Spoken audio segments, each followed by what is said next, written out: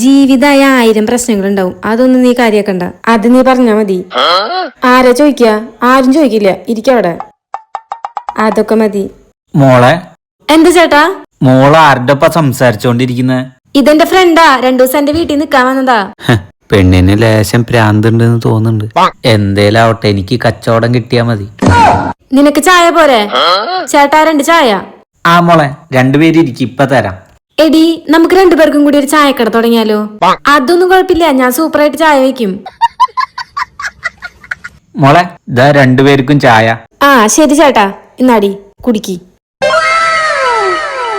ചേട്ടാ, ഞങ്ങൾക്കൊരു പാക്കറ്റ് മിക്സറും കൊള്ളി വറുത്തതും പിന്നെ ബണ്ണും പാക്ക് ചെയ്തോട്ടാ.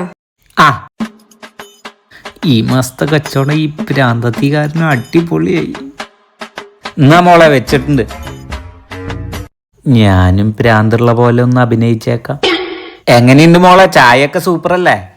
ഇതാണ് ഇവിടെ ഏറ്റവും സൂപ്പർ ചായ കിട്ടുന്ന കട. ഡെയിലി ഇങ്ങോട്ട് വന്നോളോട്ടാ. ആ, വീട്ടിലെ അച്ഛനമ്മ എന്ത് പറയണു? ഇപ്പൊ എന്ത് ജോലിക്കാ പോണേ? നിങ്ങൾ സംസാരിച്ചിരിക്കി, പൈസകള് തരും ട്ടാ.